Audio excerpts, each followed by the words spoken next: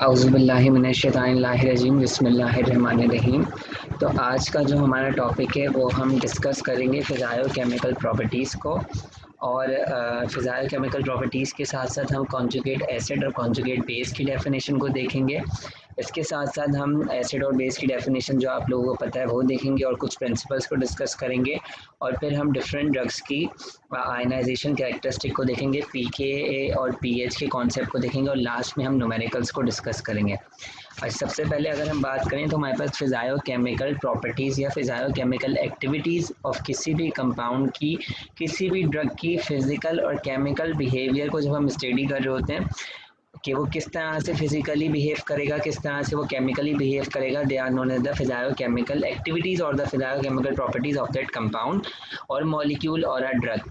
अब physical properties और chemical properties, physical properties में जैसे कि अगर मैं आपको एग्जांपल दूँ सॉल्युबिलिटी की, मेल्टिंग की, बॉइलिंग की, तो ये सब क्या है, ये सब फिजिकली जो आप जिसको देख सकते हो।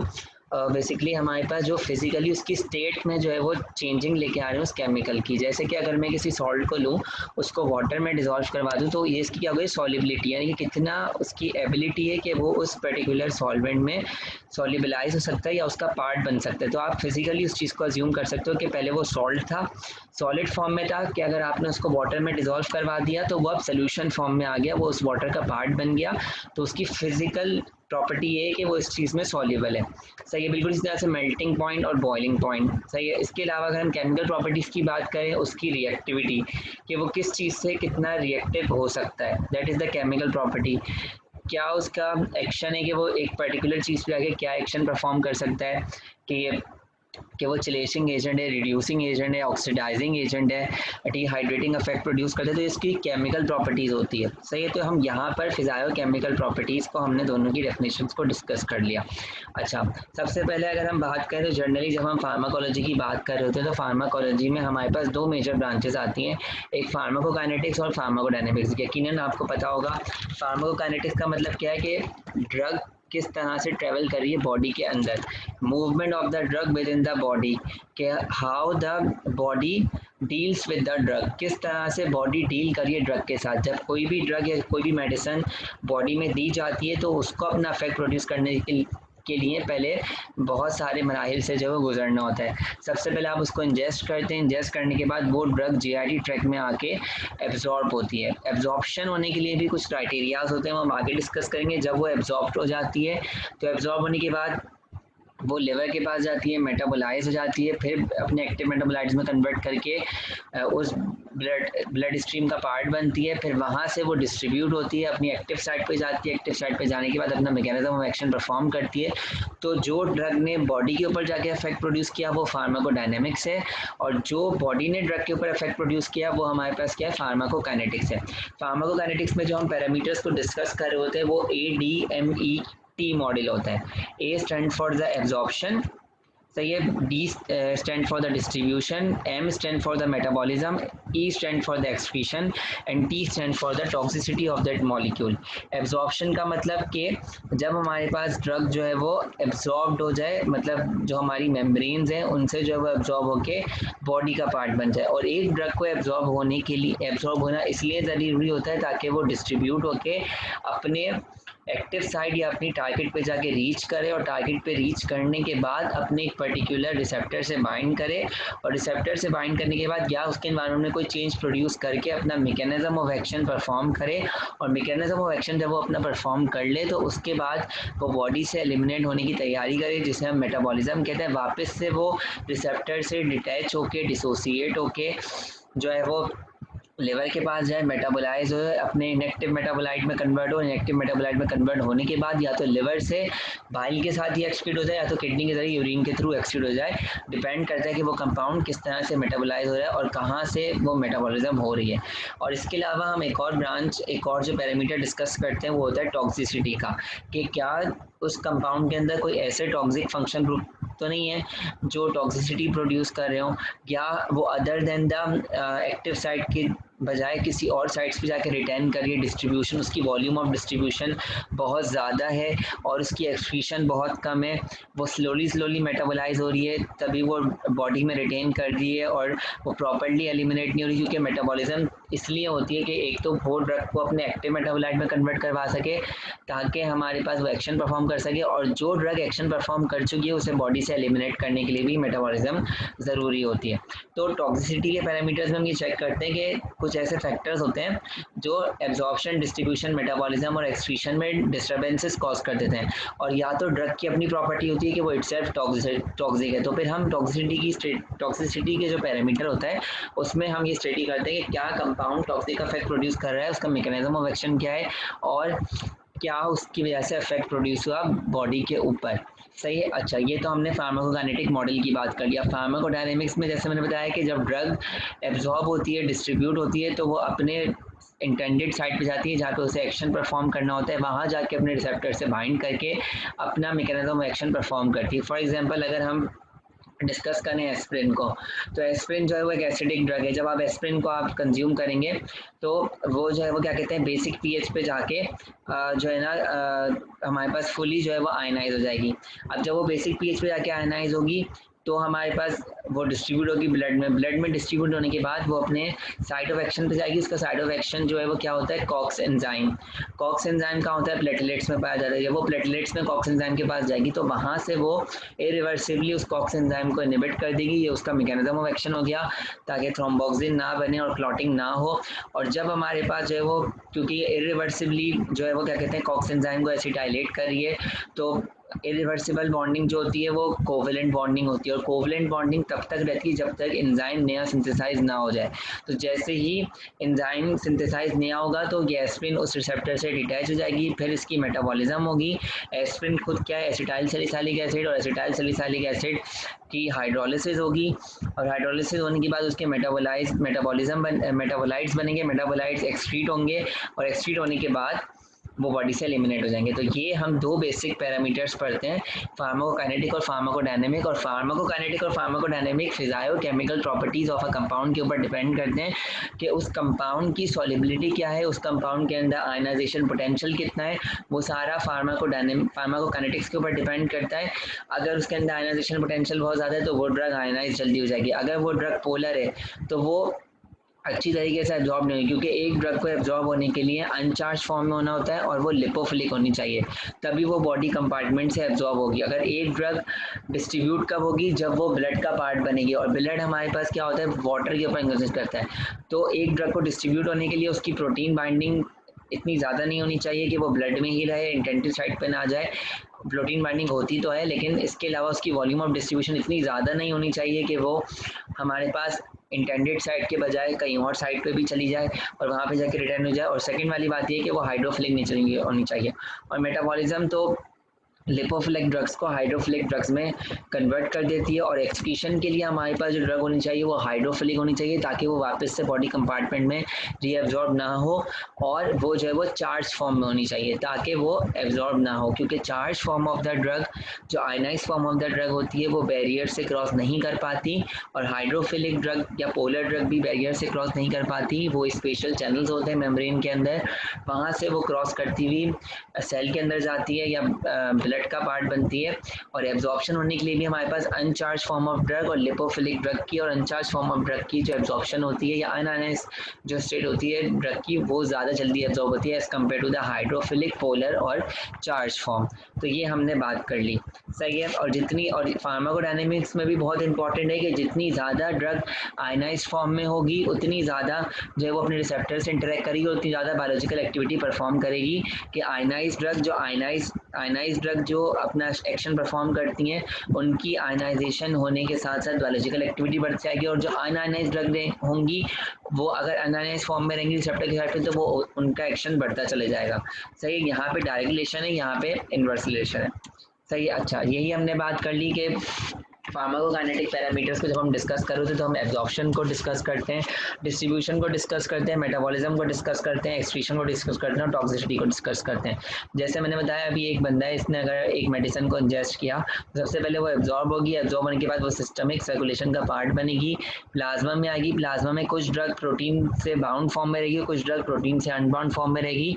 इसके अलावा जब वो प्लाज्मा के बाद आने के बाद वो डिस्ट्रीब्यूट होगी बॉडी के अंदर, जब वो डिस्ट्रीब्यूट हो जाएगी बॉडी के अंदर तो उसमें भी कुछ जो है वो रिटेन रह जाएगी, बाउंड फॉर्म में रहेगी और कुछ अनबाउंड फॉर्म में रहेगी, जो कि अनबाउंड फॉर्म में जो ड्रग रहेगी वो हमारे पास अपना मैकेनिज्म ऑफ एक्शन परफॉर्म करेगी और जो बाउंड फॉर्म में रहेगी वो उस टिश्यू का पार्ट बन जाएगी। सही है। अब जब अपना जो क्या कहते हैं हमारे पास ड्रग जो है वो अपनी इंटेंडेड साइट पे अपना मैकेनिज्म ऑफ एक्शन परफॉर्म करेगी तो वो वापस से प्लाज्मा के अंदर आएगी और प्लाज्मा से होती हुई मेटाबॉलिज्म की तरफ जाएगी। मेटाबॉलिज्म में जाने के बाद वो मेटाबोलाइज होगी अपने मेटाबोलाइट्स में और मेटाबोलाइट्स फिर एक्सक्रीट हो जाएंगे बॉडी से। तो ये हमारे पास फार्माकोकाइनेटिक्स है। अच्छा, अब जो हम अपनी फिजियोकेमिकल एक्टिविटीज़ में डिस्कस करेंगे उसमें हम, जैसे मैंने स्टार्ट ऑफ द लेक्चर बताया था कि हम कुछ प्रिंसिपल डिस्कस करेंगे, एसिड बेस प्रॉपर्टीज़ डिस्कस करेंगे, रिलेटिव स्ट्रेंथ डिस्कस करेंगे, किसी भी कंपाउंड की पीके वैल्यू क्या होती है, कितने हद तक वो कंपाउंड आयनाइज कर सकता है। फिर हम वाटर सॉल्युबिलिटी को डिस्कस करेंगे कि वाटर सॉल्युबिलिटी ऑफ ड्रग्स क्या होती है, कौन कौन से फैक्टर्स हैं जो वाटर सॉल्युबिलिटी ऑफ ड्रग को अफेक्ट करते हैं। फिर हम कुछ कंपाउंड्स की वाटर सॉल्युबिलिटी को प्रेडिक्ट करेंगे एम्पेरिकल अप्रोच यूज़ करते हुए, एनालिटिकल अप्रोच यूज़ करते हुए। सबसे पहले हम डिस्कस करेंगे फर्ग्यूसन प्रिंसिपल को। फर्ग्यूसन प्रिंसिपल बेसिकली, फर्ग्यूसन एक हमारे पास साइंटिस्ट है, उन्होंने ये बात बताई थी कि जब हमारे पास कोई भी सब्सटेंस जो एक स्पेसिफिक प्रोपोर्शन में हमारे पास या सेम प्रोपोर्शन में किसी एक पर्टिकुलर मीडियम को सैचुरेट करेगा, जितने उस मीडियम को वो सैचुरेट करेगा उतनी ही उसके अंदर कैपेबिलिटी होगी कि वो बायोलॉजिकल एक्शन परफॉर्म करेगा। मतलब फॉर एग्जांपल अगर मेरे पास क्या कहते हैं एक सब्सटेंस है, उसको मैंने एक पर्टिकुलर मीडियम में डिसॉल्व किया, अगर उस पर्टिकुलर मीडियम में उसकी जो डिसॉल्विंग पावर होगी वो 90% होगी, यानी कि वो 90% उस सिस्टम का पार्ट बना, और जब वो 90% उस सिस्टम का पार्ट बना तो वो 90% ही अपना बायोलॉजिकल एक्शन परफॉर्म करेगा। यानी कि the substances that are present at the same proportion saturation in a given medium, कि जितनी proportion में उस पर्टिकुलर मीडियम में वो सब्सटेंस उसको सैचुरेट करेगा, जितनी परसेंटेज में जितनी प्रोपोर्शन में वो सैचुरेट करेगा उतना ही वो बायोलॉजिकल एक्शन परफॉर्म करेगा। ये हमारे पास फर्ग्यूसन प्रिंसिपल स्टेट करती है। फर्ग्यूसन प्रिंसिपल ने हमारे पास दो टाइप की ड्रग्स को भी डिस्कस किया, एक वो ड्रग जो कि स्ट्रक्चरली नॉन स्पेसिफिक होती हैं और एक वो ड्रग जो कि स्ट्रक्चरली स्पेसिफिक ड्रग्स होती हैं। अब ये हमारे पास कुछ डिफरेंसेस हैं between the structurally non specific drug and structurally specific drug. अगर हम स्ट्रक्चरली नॉन स्पेसिफिक ड्रग्स की बात करेंगे तो हमारे पास नाम से ही जाहिर हो रहा है कि नॉन स्पेसिफिक होंगी। नॉन स्पेसिफिक का मतलब किसी एक रिसेप्टर के लिए स्पेसिफिक नहीं होंगी, ये मल्टीपल रिसेप्टर्स पे जाके काम करेंगी। ऐसी ड्रग्स की जो बायोलॉजिकल एक्शन होते हैं, जो थेराप्यूटिक एक्शन होता है, बेसिकली वो उनके थर्मोडायनेमिक एक्टिविटी के ऊपर डिपेंड करता है। सही है। और इनकी जो थर्मोडायनेमिक एक्टिविटी की वैल्यू होती है वो 0.01 से लेकर 1 जो है वो क्या कहते हैं हमारे पास 1 तक जो है वो वेरीड करती है। सही है। और ऐसी जो स्ट्रक्चरली नॉन स्पेसिफिक ड्रग होती हैं, जब उनके लिए हमें हायर डोजेस चाहिए होती हैं, और स्ट्रक्चरली नॉन स्पेसिफिक ड्रग का मतलब ये है कि वो एक पर्टिकुलर टाइप ऑफ रिसेप्टर से बाइंड नहीं करेंगी, वो मल्टीपल टाइप ऑफ रिसेप्टर से बाइंड करेंगी। तो हर किसी रिसेप्टर का दूसरे रिसेप्टर से स्ट्रक्चर जो है वो डिफरेंट होगा। तो ऐसी ड्रग जो कि स्ट्रक्चरली नॉन स्पेसिफिक है, क्योंकि उन्होंने एक से ज़्यादा रिसेप्टर से बाइंड करना है, तो उनका जो केमिकल स्ट्रक्चर होगा बेसिकली वो डिफरेंट होगा। और लेकिन उनका केमिकल स्ट्रक्चर डिफरेंट तो होगा क्योंकि वो डिफरेंट रिसेप्टर से बाइंड करेगी, लेकिन वो सिमिलर बायोलॉजिकल रिस्पॉन्स जो है वो प्रोड्यूस करेंगी। सही है। और अगर ऐसी ड्रग जो कि स्ट्रक्चरली नॉन स्पेसिफिक ड्रग्स हैं, अगर हम उनके केमिकल स्ट्रक्चर के अंदर थोड़ी बहुत मॉडिफिकेशन कर दें, कुछ ग्रुप्स को ऐड कर दें, कुछ ग्रुप्स को रिमूव कर दें, तो उनके अंदर कोई इतना, उनके जो बायोलॉजिकल एक्शन है उसमें कोई ड्रास्टिक या प्रोनाउंस चेंज नहीं आएगा। सही है। लेकिन इसी के अपोजिट जो है वो हमारे पास स्ट्रक्चरली स्पेसिफिक ड्रग्स हैं।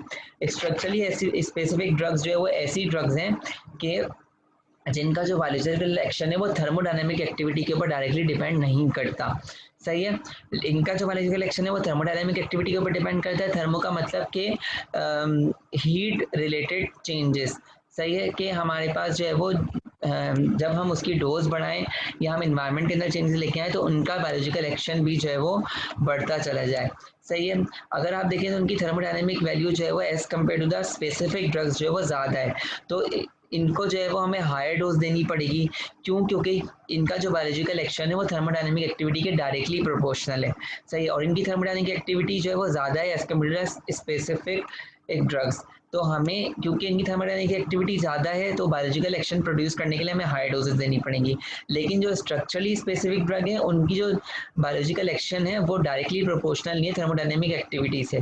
क्यों? क्योंकि उनकी थर्मोडायनेमिक एक्टिविटी जो है वो वैल्यू बहुत कम है, और जब उनकी थर्मोडायनेमिक एक्टिविटी की वैल्यू कम है तो उनको हम लो डोजेस पे जो है वो देंगे। यहाँ पर हमने बात की केमिकल स्ट्रक्चर में डिफ्रेंसिएशन है क्योंकि उसको मल्टीपल रिसेप्टर से बाइंड करना है, लेकिन स्ट्रक्चरली स्पेसिफिक ड्रग में सेम केमिकल कुछ स्ट्रक्चरल जो है वो कैरेक्टरिस्टिक जो है वो कॉमन होती है। मतलब कि जो स्ट्रक्चरली स्पेसिफिक ड्रग्स होंगी जो स्पेसिफिक रिसेप्टर से बाइंड करेंगी। फॉर एग्जांपल अगर मैं अल्फा ब्लॉकर्स की बात करूं, पैराजोसिन है, डॉक्साजोसिन है, ये दोनों क्या हैं, ये हमारे पास एक ही क्लास से बिलोंग करती हैं और ये स्ट्रक्चरली स्पेसिफिक है कि ये अल्फा 1 रिसेप्टर को ब्लॉक करेंगी जाके। तो ऐसी ड्रग्स होंगी उसमें कुछ स्ट्रक्चरल कैरेक्टरिस्टिक जो वो सिमिलर होंगी और वो कॉमन बायोलॉजिकल इफेक्ट जो है वो प्रोड्यूस कर रही होंगी। मतलब कि वो दोनों अल्फा रिसेप्टर को ही ब्लॉक कर रही होंगी, लेकिन वो एक दूसरे से सिमिलर इफेक्ट प्रोड्यूस नहीं करेंगी। यहाँ पर क्या बात है, यहाँ पे वो एक दूसरे के सिमिलर इफेक्ट प्रोड्यूस करेंगे लेकिन कॉमन इफेक्ट की बात नहीं कर रहे हैं यहाँ पे कि वो जब एक पर्टिकुलर टाइप ऑफ रिसेप्टर से बाइंड करी तो वहाँ पर भी वो सिमिलर एक्शन परफॉर्म करिए, और जब वो दूसरे पर्टिकुलर रिसेप्टर से बाइंड करिए वहाँ पर भी वो सिमिलर जो है वो एक्शन परफॉर्म करिए। फॉर एग्जांपल अगर हम बात करें प्रोपेनोलोल की, तो प्रोपेनोलोल हमारे पास स्ट्रक्चरली नॉन स्पेसिफिक ड्रग है। क्यों? क्योंकि वो एक नॉन सेलेक्टिव बीटा ब्लॉकर है। वो बीटा रिसेप्टर पे तो बाइंड कर रहा है, सिमिलर बायोलॉजिकल एक्शन तो परफॉर्म कर रहा है, बीटा 1 रिसेप्टर को भी इनहिबिट कर रहा है, बीटा 2 रिसेप्टर को भी इनहिबिट कर रहा है, दोनों पे क्या कर रहा है, सिमिलर एक्शन परफॉर्म कर रहा है, इनहिबिशन कर रहा है। सही है। इसी की क्लास में अगर मेटोप्रोलोल है, बिसप्रोलोल है और बाकी ड्रग्स हैं, वो भी हमारे पास जो non selective beta blocking agents होते हैं वो हमारे पास मल्टीपल रिसेप्टर से बाइंड करें, लेकिन काम क्या कर रहे हैं कि वो उस रिसेप्टर को ब्लॉक कर रहे हैं। सही है। इसके अलावा हमारे पास अगर हम यहाँ पे बात करें डॉक्साजोसिन की, पैराजोसिन की, तो ये क्या है, ये स्ट्रक्चरली स्पेसिफिक ड्रग हैं जो सिर्फ अल्फा रिसेप्टर से ही बाइंड करेंगे और सिर्फ अल्फा 1 रिसेप्टर से बाइंड करेंगे, अल्फा 2 रिसेप्टर से बाइंड नहीं कर रही, क्योंकि उनके अंदर सिमिलैरिटी उनके स्ट्रक्चर में।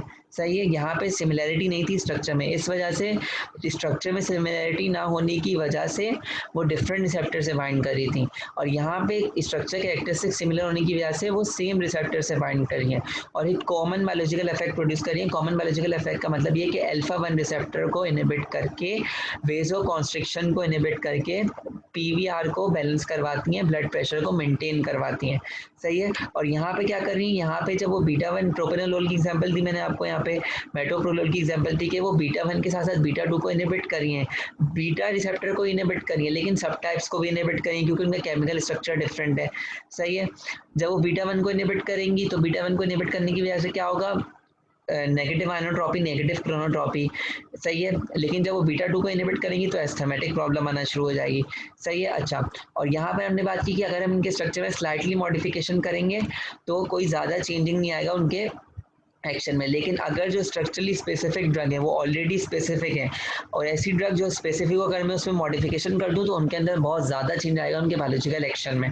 तो यहाँ पे फर्ग्यूसन साहब ने सबसे पहले क्या स्टेट किया कि जितना सब्सटेंसेज या जितनी ड्रग किसी भी मीडियम को सैचुरेट करेंगी वो उतना ही जो है वो बायोलॉजिकल एक्शन परफॉर्म करेंगे। उन्होंने स्ट्रक्चरली स्पेसिफिक और नॉन स्पेसिफिक ड्रग को एक दूसरे से डिफ्रेंशिएट कर दिया।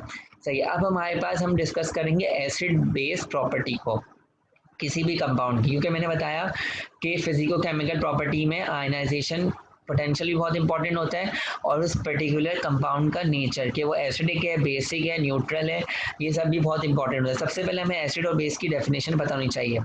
एसिड और बेस की डेफिनेशन हमारे पास अकॉर्डिंग टू द सिचुएशन हमारे पास एक लुईस डेफिनेशन होती है, एक बॉन्स्टैंड लॉरी जो है वो क्या कहते हैं की डेफिनेशन है, एक हमारे पास जनरल डेफिनेशन है कि एसिड ऐसी स्पीशीज़ या ऐसे हमारे पास सब्सटेंसेस जिनको हम अगर वाटर में जो है वो डिज़ोल्व करें तो वो उनके पास टेंडेंसी हो कि वो प्रोटॉन को लॉस कर सकें। सही है। और ऐसे हमारे पास स्पीशीज़ या ऐसी हमारे पास सब्सटेंसेस जिन्हें हम वाटर में डिज़ोल्व करें तो उनकी टेंडेंसी हो कि वो प्रोटॉन को एक्सेप्ट कर सकें, they are known as the bases. ये एक डेफिनेशन है एक्वस मीडियम के हिसाब से, सही है। और यही ब्रॉन्स्टन लॉरी कहलाती है कि जो प्रोटॉन डोनर है या प्रोटॉन को लूज कर सकता है वो एसिड जो है वो क्या है, हमारे पास एसिड है। और जो हमारे पास प्रोटॉन को एक्सेप्ट कर सकता है बेसिकली वो हमारे पास कौन है, वो जो है वो क्या कहते हैं, हमारे पास बेस है। लेकिन लुइस ने क्या था, लुइस ने जो है वो इलेक्ट्रॉन की बात की थी, इलेक्ट्रॉन के अकॉर्डिंगली बात की थी कि जो इलेक्ट्रॉन को डोनेट कर सकते हैं वो एसिड हैं और जो इलेक्ट्रॉन को एक्सेप्ट कर सकते हैं वो बेसिस हैं। तो ये हमारे पास लुइस के अकॉर्डिंगली बात की गई थी, सही है। अच्छा, यहाँ पर अगर हम बात करें तो हम एसिड बेस प्रॉपर्टीज़ को क्यों डिस्कस करें, क्योंकि हमें पता है कि हमारे पास जो हमारी ड्रग्स होती हैं, जब हम ड्रग को दे रहे हैं बॉडी में, जैसे मैंने बताया कि एक ड्रग को एब्जॉर्ब होने के लिए उसको अपनी अनअनाइज फॉर्म में होना चाहिए, उसको जो है वो लिपोफिलिक होना चाहिए, और जब वो डिस्ट्रीब्यूट हो तो वो हाइड्रोफिलिक फॉर्म में आ जाए, और जब वो मेटाबोलाइज हो तो वो पोलर फॉर्म में और अनअनाइज फॉर्म में हो, और जब वो एक्सक्रीट हो तो वो पोलर फॉर्म में और वो आयनाइज फॉर्म में हो, ताकि वो रीएब्जॉर्ब ना हो। तो बेसिकली ये डिपेंड करता है उस ड्रग की प्रॉपर्टी के ऊपर, फिजिको केमिकल प्रॉपर्टी के ऊपर, कि वो किस तरह से किस कंपार्टमेंट में बिहेव करेगी। और जो उसका बिहेवियर है किसी भी कंपार्टमेंट के अंदर या सोल्यूशन के अंदर, वो डिपेंड करेगा उसकी एसिड बेस प्रॉपर्टी के ऊपर, कि वो वीकली एसिड है या वीकली बेसिस है। क्योंकि हमारे पास जो मोस्ट ऑफ ड्रग्स होती हैं वो स्मॉल ऑर्गेनिक मॉलिक्यूल्स होती हैं। ऑर्गेनिक मॉलिक्यूल्स क्यों हैं, क्योंकि हमारी बॉडी की जो मोस्ट ऑफ कॉम्पोजिशन है वो हाइड्रोकार्बन है, और हमारी बॉडी के अंदर क्या है, सोल्यूशन फॉर्म में। और हमने बात की हर कंपार्टमेंट के अकॉर्डिंगली ड्रग को डिफरेंट तरह से बिहेव करना होता है। तो इसलिए हमारे पास एक ड्रग को कभी लिपोफिलिक होना होता है, कभी आयनाइज फॉर्म में आना होता है, कभी अनआयनाइज फॉर्म में जाना होता है, कभी हाइड्रोफिलिक होना होता है। तो उसको ये बिहेवियर जो है वो उसकी एसिडिटी या बेसिसिटी दे रही होती है। इसीलिए हमारे पास most of the drug small organic molecules होती हैं, ताकि वो वीकली एसिड के तौर पे बिहेव कर सकें या वीकली बेसिस के तौर पे बिहेव कर सकें, कंप्लीटली एसिडिक ना हो और कंप्लीटली बेसिक ना हो, सही है। तो ये वाली बात है। अच्छा, अब हमारे पास अगर हम बात करें तो हमारे पास यही वाली बात की कि हमारे पास एब्जॉर्प्शन के लिए एसिड बेस प्रॉपर्टी बहुत इंपॉर्टेंट होती है। एब्जॉर्प्शन किस फॉर्म में होगी, आयनाइज फॉर्म में ज़्यादा अच्छी एब्जॉर्प्शन होगी, और जब कोई भी ड्रग लिपोफिलिक होगी, जब वो आयनाइज फॉर्म में नहीं होगी तो उसकी जो है वो क्या कहते हैं, हमारे पास एब्जॉर्प्शन ज़्यादा होगी, सही है। एक्सक्रीशन की बात करें, एक्सक्रीशन हाइड्रोफिलिक फॉर्म की एक्सक्रीशन ज़्यादा जल्दी होगी, और जो अनचार्ज फॉर्म की एक्सक्रीशन होगी वो भी ज़्यादा जल्दी होगी। बायो डिस्ट्रीब्यूशन में हाइड्रोफिलिक की और हमारे पास जो है वो क्या कहते हैं, हमारे पास अनचार्ज फॉर्म की। पार्टीशनल कैरेक्टरिस्टिक्स की बात कर ली, और इसके साथ साथ हमारे पास एसिड बेस प्रॉपर्टी होना भी बहुत इंपॉर्टेंट होती है कि हमारे पास वो अदर ड्रग के साथ कंपेटेबल हो। और इसके अलावा हमने बात की कि आयनाइज फॉर्म ऑफ, जब किसी भी ड्रग के ऊपर चार्ज आ जाएगा तो चार्ज होने के बाद वो रिजॉल्व हो जाएगी, मतलब अपने आइंस में ब्रेक हो जाएगी। और जब कोई भी चीज़ आइंस में ब्रेक हो जाती है तो वो ज़्यादा वाटर सॉल्युबल हो जाती है, क्योंकि उसके ऊपर चार्ज आ जाता है, सही है। अच्छा, अब यहाँ पे ये जो बात लिखी हुई आएगी या जो आपको दिखेगी वो चीज़ जो है वो बेसिकली हमारे पास क्या है, वो एक उन्होंने सिनेरियो बताया हुआ है कि हमारे पास जो ह्यूमन की बॉडी है वो 70 से 75% वाटर के ऊपर कंसिस्ट करती है, और ये about 51 to 55 litre of water के बराबर होता है एक आइडियल बॉडी वेट के लिए, सही है। तो हमारे पास एक ड्रग का मॉलिक्यूल अगर हम दें जिसका मॉलिक्यूलर वेट 200 ग्राम्स है, सही है, तो उसकी डोज जो है वो कितनी होगी, 20 ग्राम्स। और जब हम उसको 20 ग्राम्स की फॉर्म में बॉडी के अंदर देंगे तो उसकी जो कंसनट्रेशन होगी बॉडी के अंदर वो 2 एक्सपोनेंट -6 मोल हो जाएगी, सही है। यानी कि उन्होंने एक सिनेरियो रख के यहाँ पे बात की हुई है according to the water concentration, सही है। अच्छा, लेकिन हम यहाँ पे क्या बात कर रहे हैं कि हम, क्योंकि हमारी बॉडी 70 से 75% तक वाटर से मिलके बनी है, तो हमारे पास यानी कि हमारी बॉडी जो है वो एक डाइल्यूटेड सोल्यूशन के तौर पे बिहेव कर रही है, कि उसके अंदर ज़्यादा कंसनट्रेशन क्या है, वाटर की। और जब हमारे पास हम डाइल्यूटेड सोल्यूशन के बारे में बात कर रहे होते हैं तो वहाँ पर हम एसिड बेस बिहेवियर को डिस्कस करने के लिए बॉन्स्टन लॉरी एसिड बेस थ्योरी को जो है वो हमारे पास हम यूज़ करते हैं एसिड बेस बिहेवियर को प्रिडिक्ट करने के लिए। अब हमें डिस्कस करना होगा कि बॉन्स्टन लॉरी थ्योरी क्या होती है। बेसिकली बॉन्स्टन लॉरी थ्योरी हमें ये बताती है कि according to Bronsted Lowry theory the acid are those species are those substances that has the ability to donate the proton in the aqueous medium, कि जब कोई भी हम एसिडिक ड्रग एक्वस मीडियम में डालेंगे तो उसकी प्रॉपर्टी हुई कि वो हाइड्रोजन को डोनेट कर दे, सही है। और बॉन्स्टन-लॉरी थ्योरी के ज़रिए बेस क्या होगी, बेस ऐसा स्पीशी या ऐसी सब्सटेंस है जिनके अंदर प्रॉपर्टी हो कि वो हाइड्रोजन को एक्सेप्ट कर सकें जब हम उसको बॉडी में जो है वो दे सकें। अब यहाँ पे हम एक एग्जांपल लेते हैं कि हमें पता है कि वाटर जो है वो एक न्यूट्रल कंपाउंड है और वो डिपेंड करता है कि वो किससे रिएक्ट करे, उसके अकॉर्डिंगली वो हमारे पास एसिड के तौर पे भी बिहेव कर सकता है और वो बेस के तौर पे भी बिहेव कर सकते हैं। यानी कि हम कह सकते हैं कि वाटर का एम्फोटेरिक बिहेवियर है कि वो एक वक्त में बेसिक भी रिएक्ट कर सकता है, एक वक्त में एसिडिक भी रिएक्ट कर सकता है और वो न्यूट्रल भी हो सकता है डिपेंडिंग अपॉन द सब्स्टिट्यूएंट के उसके साथ कौन रिएक्ट कर रहा है। अब अगर मैं यहाँ पे बात करूँ इसकी, ये हमारे पास क्या है, एसिड। अब अगर मैं एसिड को, ये मेरे पास एसिड है, सही है। अब मैं इस एसिड को वाटर के साथ रिएक्ट कर रहा हूँ। अब वाटर यहाँ पे क्या एक्ट करेगा, एज अ बेस, सही है, क्योंकि उसके सामने क्या है, उसके सामने एक एसिड है। अब हमें पता है बॉन्स्टन-लॉरी थ्योरी ये कहती है कि बेस के पास ऐसी प्रॉपर्टी है कि वो हाइड्रोजन को एक्सेप्ट कर सके। अब इस हाइड्रोजन का जो OH होगा, सही है, वो बेसिक कैरेक्टर देगा, सही है। अब ये जो OH होगा ये इस एसिड से हाइड्रोजन को क्या करेगा, स्टील करेगा, हाइड्रोजन को अपने पास लेके आएगा, सही है। अब ये हमारे पास क्या है, HOH, सही है, और ये क्या है, HA, एसिड, सही है। हाइड्रोजन के ऊपर आपको पता है पॉजिटिव चार्ज आता है, एसिड के ऊपर क्या चार्ज आता है, जो इसका एनायनिक पार्ट है उसके ऊपर नेगेटिव चार्ज आ गया, हाइड्रोजन के ऊपर पॉजिटिव चार्ज आ गया और इसके ऊपर क्या चार्ज आ गया, नेगेटिव चार्ज आ गया।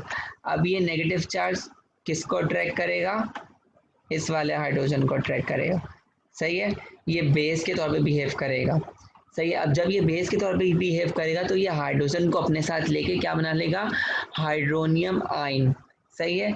और ये जो पार्ट होगा ये जो है वो क्या हो जाएगा, अलग हो जाएगा, ये एक एनायनिक पार्ट अलग हो जाएगा, सही है। अब अगर हम वाटर का रिएक्शन जो है वो किससे करवाएं, बेस से करवा दें, सही है। तो अब हमें पता है कि बेस के पास क्या है, अब वाटर क्या रिएक्ट करेगा, एज अ एसिड के तौर पे बिहेव करेगा, सही है। तो एसिड के पास प्रॉपर्टी होती है कि वो अपने हाइड्रोजन को बेस को डोनेट कर दे, सही है। अब क्या हुआ ये देखें, इसने वाटर ने अपने हाइड्रोजन को बेस को डोनेट कर दिया और ख़ुद क्या बन गया, हाइड्रो ऑक्साइड जो है वो आयन बना लिया।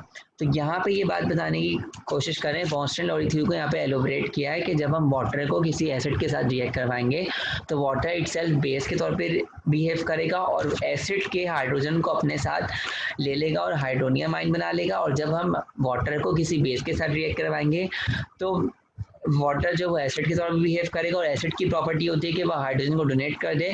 तो वाटर जब एसिड के तौर पे बिहेव करेगा तो वो अपने हाइड्रोजन को बेस के पास डोनेट करके खुद हाइड्रोक्साइड आयन में कन्वर्ट हो जाएगा। अच्छा, एक तो उन्होंने एसिड बेस जो है वो क्या कहते हैं हमारे पास बिहेवियर को डिस्कस किया था और उन्होंने हमारे पास कॉन्जुगेट एसिड और कॉन्जुगेट बेस की भी जो है वो डेफिनेशन दी थी।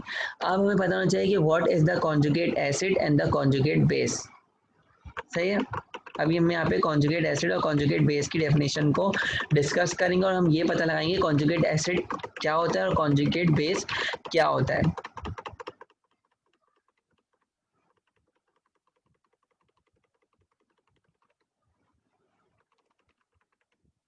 अब हम डिस्कस करेंगे कॉन्जुगेट एसिड को और कॉन्जुगेट बेस को।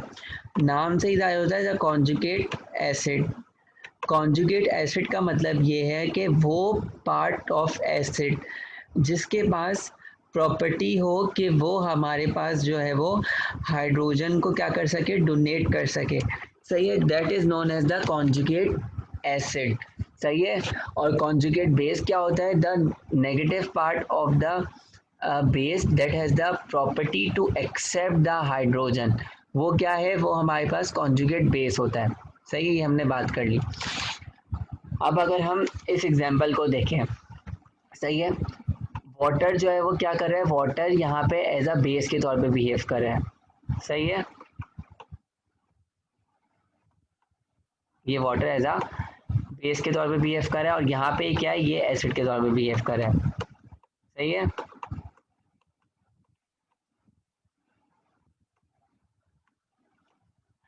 हमने क्या बात की, हमने ये बात की कि हमारे पास कॉन्जुगेट एसिड जो है वो the part of an acid, सही है। That has the ability to donate the proton, उसे हम क्या कहेंगे, उसे हम कॉन्जुगेट एसिड कहेंगे। और कॉन्जुगेट बेस क्या होगा, the part of an base, the negative part of an base that an ability to accept the proton. अब क्या हुआ, अब हमारे पास ये हाइड्रोन, ये क्या हुआ, इस वाटर ने क्या किया, इस वाटर ने इस हाइड्रोजन से क्या किया, इस एसिड से क्या किया, अपने जो है वो प्रोटॉन को एक्सेप्ट कर लिया। अब जब इसने प्रोटॉन को एक्सेप्ट कर लिया तो ये क्या बन गया, ये बन गया कॉन्जुगेट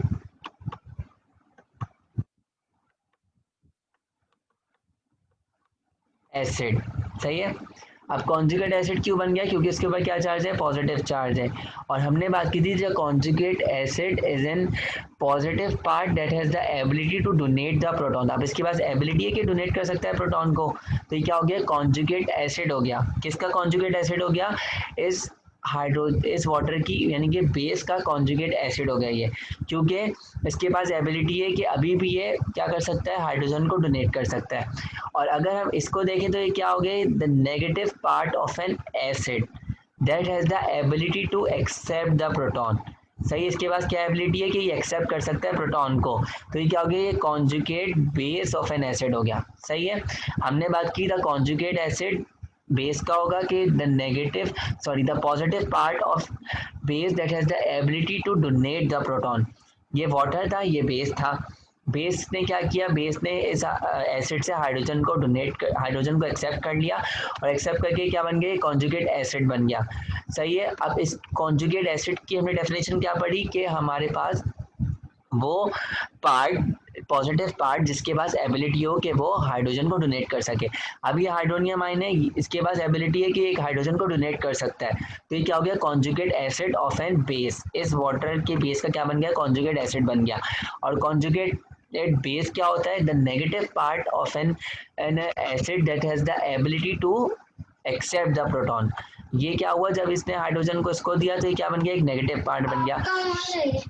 नहीं मेरे पास वहाँ है, मुझे चार्जिंग पे रखो। यहाँ पे हमने क्या बात की, यहाँ पे बात की कि जो नेगेटिव पार्ट होता है एसिड का, बेसिकली वो क्या है, बन गया कॉन्जुगेट बेस बन गया। और कॉन्जुगेट बेस की हमने डेफिनेशन क्या पढ़ी, the negative part of an acid that has the ability to accept the proton. अब अगर हम सेकंड एग्जांपल को देखें तो यहाँ पे क्या है, यहाँ पे ये बेस है, और यहाँ पे क्या है, यहाँ पे ये एसिड है। सही है। अब क्या हुआ, बेस का जब हमने वाटर से रिएक्शन करवाया तो क्या हुआ, इस बेस ने क्या किया, इस जो है वो वाटर से क्या किया, इस वाटर से जो है वो हाइड्रोजन को एक्सेप्ट कर लिया, और इसके ऊपर क्या चार्ज आ गया, पॉजिटिव चार्ज आ गया। तो ये क्या बन गया, ये बन गया कॉन्जुगेट एसिड बन गया। कॉन्जुगेट एसिड क्यों बन गया, क्योंकि इसके पास पॉजिटिव चार्ज है और इसके पास एबिलिटी है कि हाइड्रोजन को क्या कर सकता है, डोनेट कर सकता है। तो ये क्या बन गया, conjugate acid of this base. और वाटर क्या था, वाटर एसिड के तौर पे बिहेव कर रहा था। वाटर एसिड के तौर पे बिहेव करने की वजह से इसने जब अपने हाइड्रोजन को इस बेस के पास डोनेट कर दिया तो उसके पास बाकी क्या बचा, OH बचा। और OH के ऊपर क्या चार्ज, नेगेटिव चार्ज है, और ये नेगेटिव चार्ज डोनेट कर रहा है कि क्या है, ये conjugate base of an acid है। सही है। तो यहाँ पे हमने कॉन्जुगेट एसिड और कॉन्जुगेट बेस को डिस्कस कर लिया। पहले हमने एसिड बेस को डिस्कस किया, फिर हमने कॉन्जुगेट एसिड और कॉन्जुगेट बेस के बिहेवियर को डिस्कस करें। यहाँ पे सिर्फ एक बात ये है कि आपको डेफिनेशन को अप्लाई करके बिहेवियर पता करना है कि कौन कॉन्जुगेट एसिड बना रहा है और कौन कॉन्जुगेट बेस बना रहा है। फॉर एग्जाम्पल ये क्या है, ये बेस है, पहले हम जनरल डेफिनेशन अप्लाई करते हैं। अब जब मैंने बेस का जो है वो एसिड के साथ रिएक्शन करवाया, हमें पता है बेस के पास प्रॉपर्टी है कि प्रोटॉन को क्या कर सकता है, एक्सेप्ट कर सकता है, और हमें पता है कि एसिड के पास प्रॉपर्टी है प्रोटॉन को क्या कर सकता है, डोनेट कर सकता है। अब क्या हुआ, अब इस एसिड ने अपने हाइड्रोजन को बेस के पास डोनेट कर दिया। अब जैसे ही इस हाइड्रोजन को बेस के पास डोनेट किया तो बेस के ऊपर क्या चार्ज आ गया, पॉजिटिव चार्ज आ गया। और हमें पता है कि जब पॉजिटिव चार्ज किसी के ऊपर आ जाएगा तो वो क्या बन जाएगा, कॉन्जुगेट एसिड। कॉन्जुगेट एसिड किसका बना, बेस का बना। बेस का क्यों बना है, क्योंकि हाइड्रोजन किसके पास जा रहा है, बेस के पास जा रहा है, इसलिए हम कह रहे हैं it is the conjugate acid of a base. Conjugate acid की हमने डेफिनेशन क्या पढ़ी थी, the positive part of a base that has the ability to donate the proton. Proton source के तौर पे काम करेगा। अब ये प्रोटॉन को वापस से डोनेट कर सकता है। सही है, तो क्या बन गया, ये कॉन्जुगेट एसिड बन गया। और अगर हम बात करें जब इस एसिड ने इस हाइड्रोजन को डोनेट कर दिया तो वो क्या बन गया, उसके ऊपर नेगेटिव चार्ज आ गया। अब जब नेगेटिव चार्ज आ गया तो हमें पता है कि वो क्या एक्ट करेगा, एज अ बेस के तौर पे एक्ट करेगा। और हम कॉन्जुगेट बेस की डेफिनेशन पहले ही पढ़ चुके हैं कि the negative part of an acid that has the ability to accept the proton. सही है, तो वो क्या बन गया, ये बन गया कॉन्जुगेट बेस। तो इस तरह से हमें डेफिनेशन वाइज रिएक्शन को समझ के पता लगाना होगा कि हमारे पास कॉन्जुगेट एसिड कौन बिहेव कर रहा है, कॉन्जुगेट बेस कौन बिहेव कर रहा है। उससे पहले हमें पता लगाना है कि बेस कौन है और एसिड कौन है। सही है, तो यहाँ पे ये बात हमने डिस्कस की। अब हम आगे की तरफ जाएंगे।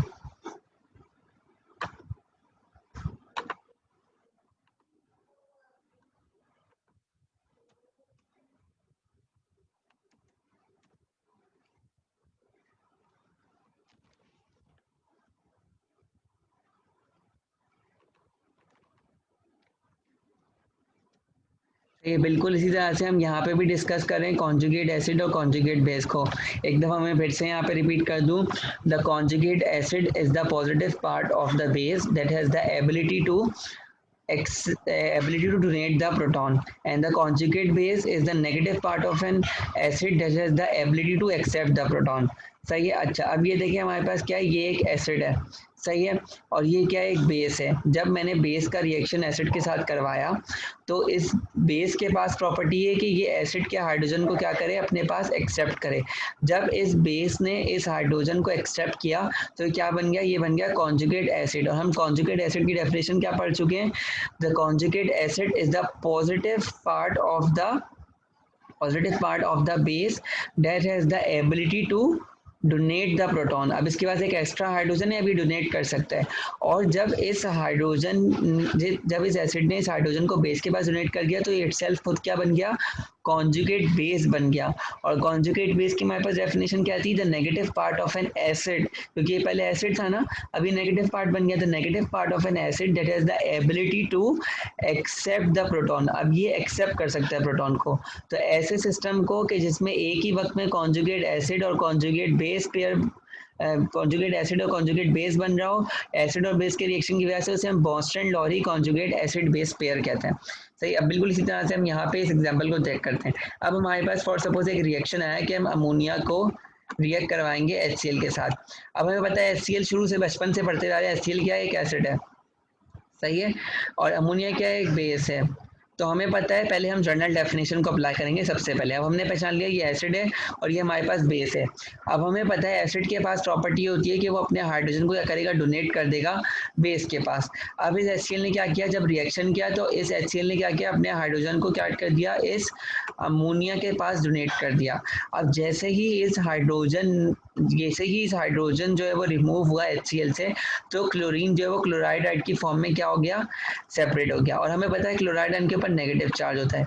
सही है, और जैसे ही ये हाइड्रोजन अमोनिया के पास गया तो इसके अंदर एक और हाइड्रोजन की एडिशन हो गई, तो वो क्या बन गया, अमोनियम बन गया। और हमें पता है अमोनियम के ऊपर क्या है, एक पॉजिटिव चार्ज है।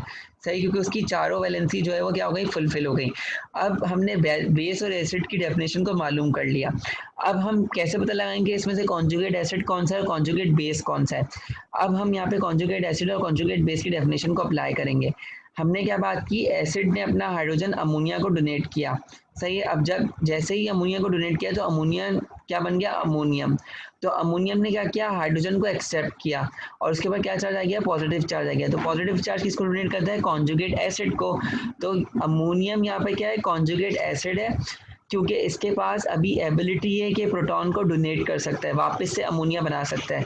सही है, और हमारे पास जो क्लोराइड आयन जो बचा वो कॉन्जुगेट बेस है, क्योंकि उसके पास क्या नेगेटिव चार्ज है और उसके पास ये एबिलिटी कि ये हाइड्रोजन को एक्सेप्ट करके वापस से HCl बना सकते हैं। सिंपल बात है, आप डेफिनेशन को अप्लाई करें, पहले बेसिक और एसिड की डेफिनेशन को अप्लाई करें, रिएक्शन को समझें, और रिएक्शन जब आप समझ जाएं तो कॉन्जुगेट एसिड और कॉन्जुगेट बेस की डेफिनेशन को अप्लाई करके पता लगाएंगे कौन कॉन्जुगेट एसिड बिहेव कर रहा है और कौन कॉन्जुगेट बेस बिहेव कर रहा है। सही है, तो ये वाली बात यहाँ पे हमने डिस्कस कर ली। अब हम यहाँ पे आगे फर्दर मूव करते हैं। अब यहाँ पे हमारे पास कुछ एग्जांपल्स हैं। सही है, जिसमें हमारे पास सबसे पहली एग्जांपल क्या है, एसिटिक एसिड की। अब एसिटिक एसिड नाम से ही जाहिर हो रहा है कि एसिडिक प्रॉपर्टी रखेगा, एसिड होगा। एसिड का मतलब ये है प्रोटॉन को क्या करेगा, डोनेट करेगा। हमने एसिटिक एसिड का रिएक्शन करवाया किसके साथ, वाटर के साथ, और हमें पता है कि वाटर क्या है, एज अ बेस के तौर पे रिएक्ट करेगा क्योंकि इसके सामने कौन है, एसिड है। अब वाटर क्या करेगा, वाटर इस एसिटिक एसिड से हाइड्रोजन को क्या करेगा, एक्सेप्ट कर लेगा। सही, एक्सेप्ट करने के बाद क्या बनाएगा, हाइड्रोनियम आइन। और हाइड्रोनियम आइन पे हमें पता है पॉजिटिव चार्ज है, और पॉजिटिव चार्ज ऐसा कॉन्जुगेट एसिड के तौर पे बिहेव करेगा। सही है, और जैसे ही एसिटिक एसिड ने अपने हाइड्रोजन को डोनेट कर दिया, उसके ऊपर क्या चार्ज आ गया, नेगेटिव चार्ज आ गया। और नेगेटिव चार्ज क्या हो गया, कॉन्जुगेट बेस हो गया, क्योंकि इसके पास एबिलिटी है कि हाइड्रोजन को वापस से एक्सेप्ट कर सकता है और एसिटिक एसिड में वापस से कन्वर्ट हो सकता है। और हाइड्रोनियम आयन के पास एबिलिटी है कि वो अपने एक एच को वापस से देकर वाटर में कन्वर्ट हो सकता है, तो वो कॉन्जुगेट एसिड हो गया और ये कॉन्जुगेट बेस हो गया। सही है। अच्छा, इसी तरह से हम इस मिथाइल अमाइन की एग्जांपल को देखें तो मिथाइल अमाइन क्या एज अ बेस के तौर पे रिएक्ट कर रहा है, और वाटर क्या एज अ एसिड के तौर पे रिएक्ट कर रहा है। क्यों, क्योंकि अब हम इसका रिएक्शन बेस से करवा रहे हैं, पहले हम वाटर का रिएक्शन एसिड से करवा रहे थे। अब क्या होगा, अब उलट हो जाएगा, यहाँ पे वाटर क्या है, एसिड है, और मिथाइल अमाइन क्या है, बेस है। तो अब क्या होगा, अब ये वाटर जो है वो, अब एसिड क्या होगा, एसिड के पास प्रॉपर्टी होती है कि वो अपने हाइड्रोजन को डोनेट कर सकता है। अब ये वाटर क्या करेगा, अपने हाइड्रोजन को मिथाइल अमाइन के पास डोनेट करेगा। डोनेट करने की वजह से क्या बन जाएगा, मिथाइल अमोनियम बन जाएगा।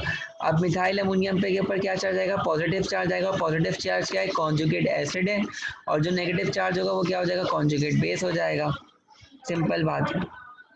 तो यहाँ पे हम सारी डेफिनेशंस को अप्लाई करके हमने यहाँ पे डिस्कस कर लिया कि कॉन्जुगेट एसिड कौन सा है और कॉन्जुगेट बेस कौन सा है। सही है। अच्छा, अब यहाँ पे हमारे पास जो है वो कुछ एसिडिक फंक्शनल ग्रुप्स दिए हुए हैं, कुछ बेसिक फंक्शनल ग्रुप्स दिए हुए हैं, और कुछ न्यूट्रल फंक्शनल ग्रुप दिए हुए हैं कि कौन कौन से एसिडिक फंक्शनल ग्रुप है, कौन कौन से बेसिक फंक्शनल ग्रुप है, और कौन कौन से जो है वो हमारे पास न्यूट्रल फंक्शन ग्रुप है, और किस तरह से वो आयनाइज होंगे। अच्छा, अब देखिए हमारे पास, हमें बचपन से पता है जो हमारे पास फिनोल है, जो हमारे पास कार्बोक्सिलिक एसिड है, जो हमारे पास क्या कहते हैं, जो सल्फ्यूरिक एसिड वाले ग्रुप्स हैं, वो सब क्या है, वो सब हमारे पास जो है वो एसिडिक के तौर पे बिहेव करेंगे।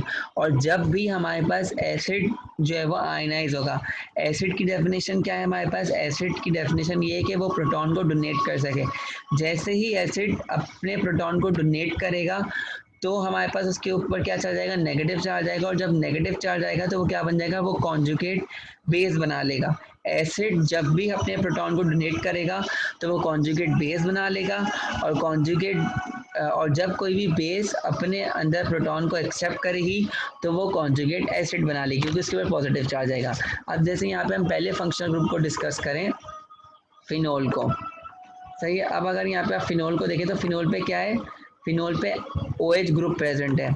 अब क्या होगा, ऑक्सीजन की जो इलेक्ट्रोनेगेटिविटी है वो हाइड्रोजन से ज़्यादा होती है। अब जब ये फिजियोलॉजिकल पीएच पे जाएगा तो ये ऑक्सीजन क्या करेगा, इस हाइड्रोजन के इलेक्ट्रॉन को अपने पास लेकर इस हाइड्रोजन को यहाँ से रिलीज कर देगा, और अपने ऊपर क्या चार्ज आएगा, नेगेटिव चार्ज आएगा।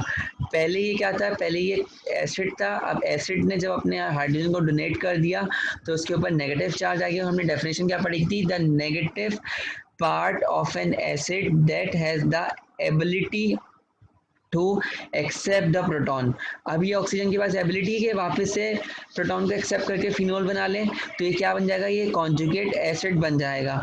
और जब कोई भी एसिड अपनी आयनिक फॉर्म में कन्वर्ट हो जाएगा तो हम उसको किससे डोनेट करते हैं, लेट से, एट से। एट क्या कहते हैं, एसिड ऑफ एन आइन। जब कोई भी एसिड अपना आइन बना लेगा तो उस पर्टिकुलर एसिड के नाम के आगे हम क्या लगा देंगे, 8 लगा देंगे। अब इस फिनोल ने अपने हाइड्रोजन को रिलीज किया और अपने ऊपर नेगेटिव चार्ज लगाया, तो ये क्या बना लिया, ये बना लिया फिनोलेट बना लिया। इसी तरह से सल्फोनामाइड। अब सल्फोनामाइड में क्या है, अमाइन ग्रुप भी प्रेजेंट है, और क्या ग्रुप प्रेजेंट है, सल्फर ग्रुप भी प्रेजेंट है। अब सल्फर ग्रुप यहाँ पे क्या है, एसिडिक ग्रुप है। अब क्या होगा, अब यहाँ पे सल्फर ग्रुप जो है वो बेसिकली यहाँ पे अपना रोल प्ले करेगा। यहाँ पे क्या होगा, यहाँ पे डीलोकलाइजेशन ऑफ इलेक्ट्रॉन होगी। डीलोकलाइजेशन ऑफ इलेक्ट्रॉन होने की वजह से, इलेक्ट्रोनेगेटिविटी की चेंजेस होने की वजह से यहाँ से एक हाइड्रोजन जो है वो रिलीज हो जाएगा। सही है, यहाँ से ये वाला एक अमाइन का हाइड्रोजन जो है वो रिलीज हो जाएगा। जब यहाँ से अमाइन का एक हाइड्रोजन रिलीज हो जाएगा तो उसके ऊपर नेगेटिव चार्ज आ जाएगा। नेगेटिव चार्ज क्या यूनिट करेगा, ये कॉन्जुगेट बेस है किसकी, सल्फोनामाइड की। तो हम इसको क्या लिखेंगे, सल्फोनामाइडेट, कि ये एसिड का आयन बन गया और क्या बन गया, सल्फोनामाइडेट बन गया। इसी तरह से इमाइड, इमाइड भी एक क्या है, हमारे पास एक एसिडिक फंक्शनल ग्रुप है। एसिडिक इमाइड को हम क्या यूज करते हैं कि हमारे पास इमाइड में क्या है, एक नाइट्रोजन के पास क्या हो, दो कार्बोनाइल ग्रुप्स हों। सही है, दो कार्बोनाइल ग्रुप्स हों।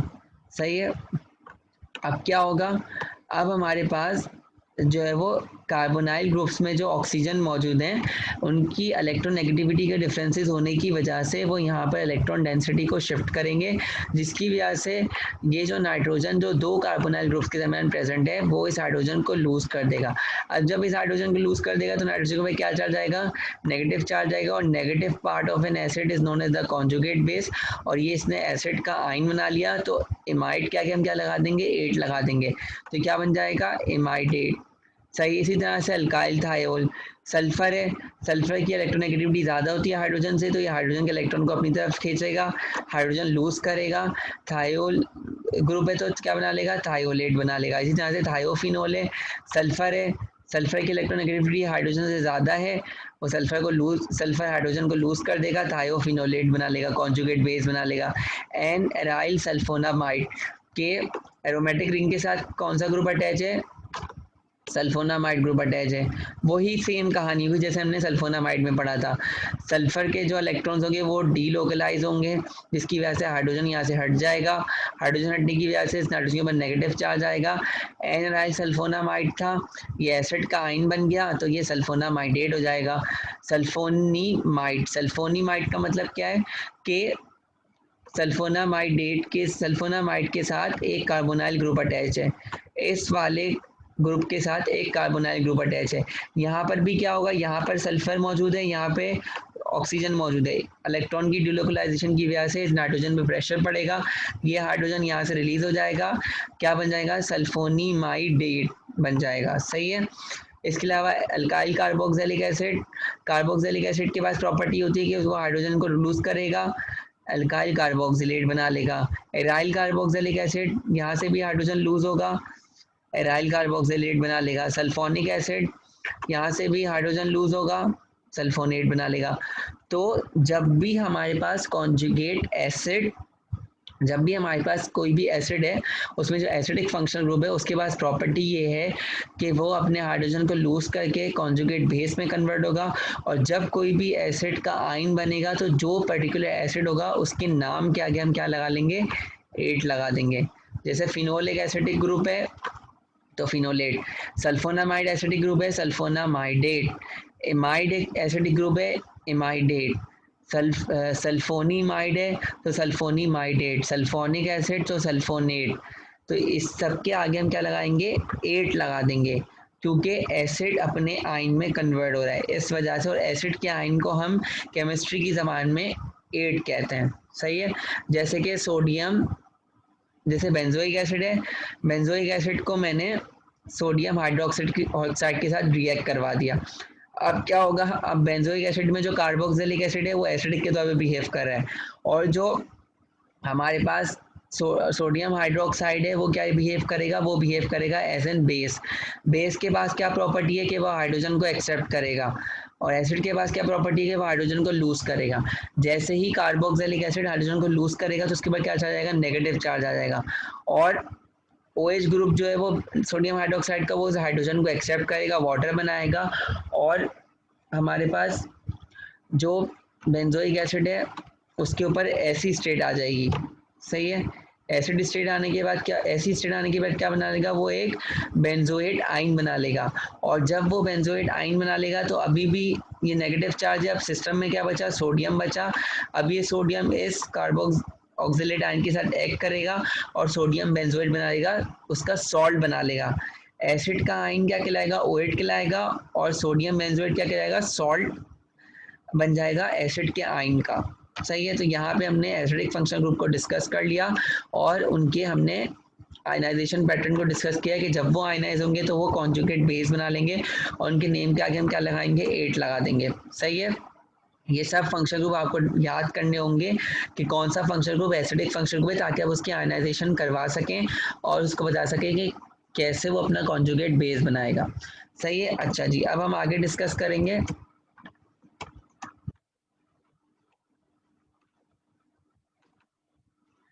बेस को।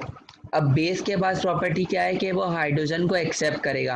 अब जब बेस हाइड्रोजन को एक्सेप्ट करेगा तो वो क्या बना लेगा, वो कॉन्जुगेट एसिड बना लेगा। क्योंकि हमने कॉन्जुगेट एसिड की क्या डेफिनेशन डिस्कस करी थी, the positive part of an base that has ability to donate the proton.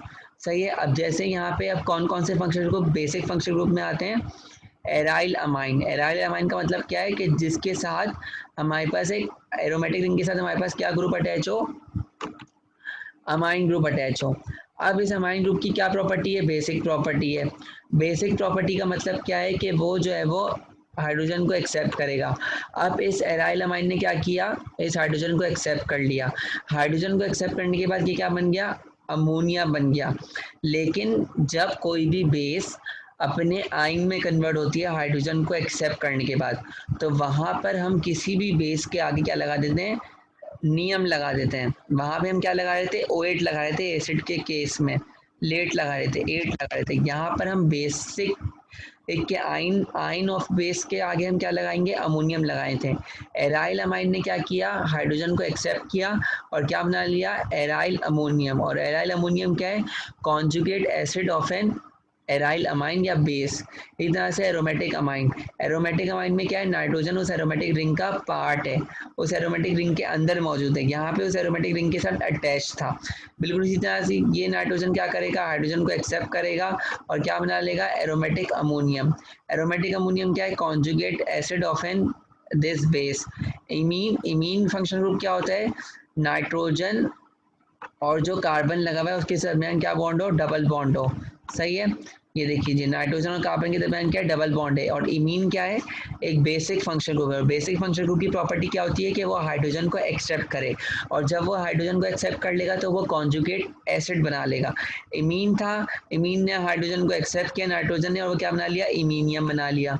Alkyl amines हैं, 2 डिग्री अल्काइल अमाइन है, इसके साथ कार्बन है, इसके यहाँ पे भी कार्बन लगा हुआ है। इसने भी क्या किया, इसने भी हाइड्रोजन को एक्सेप्ट किया, कॉन्जुगेट एसिड बना लिया, अल्काइल अमोनियम बना लिया। ये फर्स्ट डिग्री अल्काइल अमाइन था, इसने वापस से हाइड्रोजन को एक्सेप्ट किया, अल्काइल अमोनियम बना लिया। अमाइडीन, अमाइडीन का मतलब क्या है, अमाइडीन में क्या होता है, ऐसा फंक्शनल ग्रुप जिसके पास एक NH2 हो और एक NH हो। सही है, और जिस कार्बन से NH2 सिंगल बॉन्ड से अटैच हो लेकिन उसी कार्बन से NH डबल बॉन्ड से अटैच हो। सही है, जैसे कि ये कार्बन है, इसके साथ डबल बॉन्ड से एक NH अटैच है। सही है, और उसी कार्बन से सिंगल बॉन्ड से क्या अटैच है, NH2 अटैच है। सही है, अब क्या होगा, अब ये अमाइडीन क्या करेगा, इसका जो NH वाला पार्ट है वो एक और प्रोटॉन को एक्सेप्ट करके क्या बना लेगा, अमाइनिडियम बना लेगा। इसी तरह से बिल्कुल क्या है, गोनिडीन, गोनिडीन में क्या है, गोनिडीन में हमारे पास सेम यही सिचुएशन रहेगी अमाइडीन वाली, सिर्फ वहाँ पे एक और NH जो वो ऐड हो जाएगा। ऐसा कंपाउंड जिसमें 2 अमाइन ग्रुप हो, एक NH की फॉर्म में और डबल बॉन्ड से अटैच हो, और एक सिंगल बॉन्ड से अटैच हो NH2 की फॉर्म में, उसे हम अमाइडीन कहते हैं। और ऐसा फंक्शनल ग्रुप जिसमें हमारे पास जो है वो सेंटर कार्बन जो है वो सिंगल बॉन्ड से एक NH से अटैच हो, और सिंगल डबल बॉन्ड से एक NH2 से अटैच हो, और सिंगल बॉन्ड से एक NH2 से अटैच हो। अब क्या होगा, इसमें भी सेम क्या होगा, इसमें भी एक NH जो है बेसिकली डबल बॉन्ड वाला NH जो है वो एक हाइड्रोजन को एक्सेप्ट करेगा और क्या बना लेगा, गोनिडियम बना लेगा। तो हमने ये बात की कि कौन जो बेसिस होती है उनके पास एबिलिटी होती है वो प्रोटॉन को एक्सेप्ट करें, और जब वो प्रोटॉन को एक्सेप्ट करती हैं वो कॉन्जुगेट एस बना ले एसिड बना लेती हैं, और जो कॉन्जुगेट एसिड होता है किसी भी बेस का उसको हम नियम से डोनेट करते हैं। सही है, यहाँ पे हमने ये बात कर ली। अब हमारे पास लास्ट में जो हम डिस्कस करने जा रहे हैं वो डिस्कस करने जा रहे हैं न्यूट्रल फंक्शनल ग्रुप। सही है। अब न्यूट्रल फंक्शनल ग्रुप हम बचपन से पढ़ते आ रहे हैं। ईथर हो गया, अमाइड हो गया, अल्कोहल हो गया, एल्डिहाइड हो गया, कीटोन हो गया, नाइट्राइल हो गया, थायो ईथर हो गया, अमाइन ऑक्साइड हो गया, quaternary ammonia amine, sulphonic acid, Easter, ether, aldehyde, ketone, जितने भी कार्बोनाइल कंटेनिंग फंक्शनल ग्रुप हैं वो सब हमारे पास जो है वो क्या है, वो सब हमारे पास न्यूट्रल फंक्शनल ग्रुप हैं कि वो जो है वो न्यूट्रली बिहेव करते हैं। सही है, कि वो वापस से एसिड भी बिहेव कर सकते हैं और बेस भी बिहेव कर सकते हैं डिपेंडिंग अपॉन द सब्स्टिट्यूएंट जो उनके साथ रिएक्ट करने आ रहा है। अब जैसे कि हमारे पास अल्कोहल, अब अल्कोहल क्या है, एक न्यूट्रल फंक्शन ग्रुप है, उसकी अपनी एक प्रॉपर्टी है, वो न्यूट्रली बिहेव करेगा। जब इसमें इस अल्कोहल को एसिड के साथ रिएक्ट करूंगा तो ये बेस के तौर पे रिएक्ट करेगा, और जब मैं इसको किसी बेस के साथ रिएक्ट करूंगा तो ये एसिड के तौर पे बिहेव करेगा। ईथर है, ROR, ये भी सेम इफेक्ट प्रोड्यूस करेगा। ईस्टर है, ये भी हमारे पास न्यूट्रल फंक्शन ग्रुप है। सल्फोनिक एसिड इटसेल्फ क्या था, सल्फोनिक एसिड था, सल्फोनिक एसिड में क्या था, RSOOH, तो वो एसिड फंक्शन ग्रुप था, वो सल्फोनेट बनाया था। लेकिन यहाँ पे क्या है, सल्फोनिक एसिड ईस्टर, OH की जगह में यहाँ पे क्या आ गया, OR आ गया। तो अब ये क्या बन गया, ये न्यूट्रल कंपाउंड बन गया। अमाइड, अमाइड क्या है, अमाइड हमेशा याद रखिएगा कार्बोनाइल विद द NH2, ये क्या है, ये हमारे पास एक न्यूट्रल फंक्शनल ग्रुप है। हमने ऊपर क्या पढ़ा था, अमाइडीन, ग्वानिडीन, सही है, अमाइडीन था, अमाइन था, अमाइन, अमाइनिडीन और ग्वानिडीन, ये तीनों क्या है सॉरी, ये तीनों जो है वो बेसिक फंक्शनल ग्रुप हैं। लेकिन जो एमाइड था, एमाइड में क्या था, एमाइड में बेसिकली क्या था, कार्बन के साथ डबल बॉन्ड NH, वो भी बेसिक फंक्शनल ग्रुप था। और फिर हमने ऊपर क्या पढ़ा था, ऊपर हमने पढ़ा था इमाइड, अमाइड और इमाइड पढ़ा था, ये पढ़ा था ना हमने ऊपर, इमाइड। इमाइड क्या था, इमाइड एसिडिक फंक्शनल ग्रुप था, और इमीन क्या था, इमीन बेसिक फंक्शनल ग्रुप था। सही है। और अमाइड क्या, amide acid functional group, amide neutral functional group है, सॉरी।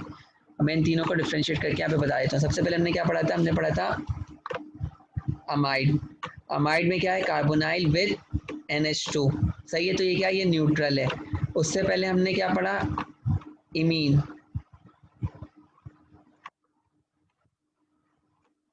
ये पढ़ा हमने इमीन।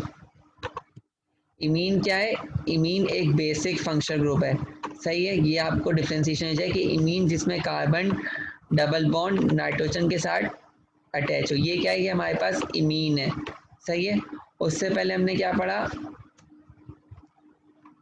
इमीन पढ़ा, इमीन से पहले क्या पढ़ा हमने, एमाइड, एमाइड का मतलब बीच में नाइट्रोजन और दो कार्बोनाइल ग्रुप हो, तो वो दो कार्बोनाइल ग्रुप की वजह से क्या हो जाएगा, acidic function group.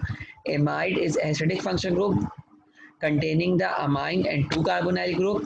Imine is the basic function group having the carbon double bond with the nitrogen atom, and the amide is the neutral functional group. सही है, जिसमें हमारे पास कार्बोनाइल और सिर्फ NH2 है, और अमाइन जिसमें हमारे पास एक कार्बन और NH2 है, वो भी बेसिक फंक्शनल ग्रुप होता है। सही, यानी कि इमीन और amine are the basic functional group. Imide जो है वो, imide IMID acidic function group, and amide is the neutral function group. ये हमने डिस्कस कर लिया। सही है। इसी तरह से बिल्कुल di aryl amine, di aryl amine का मतलब कि बीच में जो अमाइन मौजूद है उसके पास दो एरोमेटिक रिंग है, और एरोमेटिक रिंग जो है वो बेसिकली क्या करेंगी, इसको स्टेबलाइज करने की मदद करेंगी। बेसिकली दो एरोमेटिक रिंग क्या है, बल्कि स्ट्रक्चर है, बल्कि स्ट्रक्चर प्रिवेंट करेंगे कि कोई ग्रुप इसके अंदर ऐड ना हो, तो इसी वजह से ये न्यूट्रल है। अब क्या है, नाइट्राइल, नाइट्राइल में क्या है, triple bond with the carbon atom, ये भी क्या है, ये भी न्यूट्रल ग्रुप है। Quaternary ammonia mine, quaternary ammonia mine itself क्या है, एक न्यूट्रल ग्रुप है, इसमें फर्दर हाइड्रोजन ऐड नहीं हो सकता। अमाइन ऑक्साइड, अमाइन ऑक्साइड भी एक न्यूट्रल फंक्शन ग्रुप है। कीटोन एल्डिहाइड भी न्यूट्रल है, थायो ईथर भी न्यूट्रल है। सल्फोक्साइड एंड सल्फोन, सल्फोक्साइड क्या है, एक सल्फर को बेचारे दो कार्बन घेरे में। सही है। सल्फोन में क्या है, यहाँ पर भी यही वाली बात है, sulphoxide, sulphone, sulphonic acid Easter, ये सब क्या है, ये सब हमारे पास न्यूट्रल फंक्शन ग्रुप है। एसिडिक फंक्शन ग्रुप में क्या पढ़ा था, सल्फोनिक एसिड, कार्बोक्सिलिक एसिड, ये सब क्या है, ये सब जो है वो एसिडिक फंक्शन ग्रुप है। तो ये आपको हर फंक्शन ग्रुप के रिस्पेक्टिवली ये पता होना चाहिए कि न्यूट्रल कौन सा है, एसिड कौन सा है, बेस कौन सा है, और ये पता होना चाहिए कि जब एसिड होगा तो वो एसिड का आयन फिनोलेट में कन्वर्ट होगा जो कि कॉन्जुगेट बेस है, और जब बेसिक होगा तो वो अपने कॉन्जुगेट एसिड में कन्वर्ट होगा हाइड्रोजन को एक्सेप्ट करके, और वो क्या बनाएगा, नियम बना लेगा। सही है, तो ये आपको पता होना चाहिए कि एक दफ़ा फिर रिपीट कर दूं, sulfonic acid, carboxylic acid, phenol, सही है, thiophenol, thiol, alkyl thiol, sulfonic acid, aryl carboxylic acid, carboxylic acid, ये सब क्या है, ये एसिडिक फंक्शन ग्रुप है। और जब एसिडिक फंक्शन ग्रुप अपनी फिजियोलॉजिकल पीएच पे जाएगा तो वो हाइड्रोजन को डोनेट करके क्या बना लेगा, OH आयन बना लेगा, फिनोलेट, सल्फोनेट, सल्फोनामाइडेट, सल्फोनीमाइडेट, ये सब क्या है, conjugate base of an acid है। और जब कॉन्जुगेट बेस जिसके पास प्रॉपर्टी है कि वो हाइड्रोजन को एक्सेप्ट कर सकता है तो वो कॉन्जुगेट एसिड बना लेगा। कॉन्जुगेट बेस के कौन कौन से फंक्शन ग्रुप होते हैं, अमाइन, अमाइन के साथ साथ हमारे पास कौन है, इमाइन, सही है, aryl amine, alkyl amine, aromatic amine, guanidine, amidine, ये सब क्या है, ये सब हमारे पास बेसिक फंक्शन ग्रुप है। और ये क्या बना लेंगे, ये नियम आइन बना लेंगे, guanidinium, amidinium, aromatic ammonium, alkyl ammonium, ये सब क्या है, ये conjugate acid of an base हैं। और न्यूट्रल में क्या है, न्यूट्रल में ether amine oxide, di aryl amine, nitrile हो गया हमारे पास, थायो ईथर हो गया, सल्फोनिक एसिड हो गया, सल्फोक्साइड एंड सल्फोन, ये सब क्या है, ये सब हमारे पास न्यूट्रल फंक्शनल ग्रुप हैं जो कि कंडीशन बेस्ड बिहेवियर जो है वो शो करते हैं। यहाँ पे आके हम अपना लेक्चर पहला ख़त्म करते हैं। अब कल हम कुछ रिएक्शंस को डिस्कस करेंगे, ड्रग्स को देखेंगे, और फिर हम अपने pKa और pH वैल्यूज़ को डिस्कस करके इस चैप्टर को वाइंड अप कर देंगे। Thank you so much for your concentration. Hopefully आपको समझ में आया होगा। और ये प्रैक्टिस बेस्ड है कि आप हर एक फंक्शन ग्रुप को प्रैक्टिस करके उसके कॉन्जुगेट एसिड और कॉन्जुगेट बेस को बनाएं, खुद से फंक्शन ग्रुप की प्रैक्टिस करें कि किस तरह से वो कॉन्जुगेट एसिड और कॉन्जुगेट बेस बनाएगा, और रिएक्शन की भी प्रैक्टिस करें। कोई भी रिएक्शन आप नेट से उठा के उसमें कॉन्जुगेट एसिड और कॉन्जुगेट बेस को ढूंढिए, कौन सा कॉन्जुगेट एसिड है, कौन सा कॉन्जुगेट बेस है, कौन एसिड बिहेव कर रहा है, कौन बेस बिहेव कर रहा है। इस तरह से प्रैक्टिस करके आप इस पर अपना होल्ड कर सकते हैं, अपनी कमांड जो है वो ले सकते हैं। Thank you so much for your concentration. अपने कमेंट्स को, अपने क्वेश्चंस को, अपनी क्वेरीज को कमेंट्स में जो है वो लिखिएगा। Stay safe, stay home and stay healthy.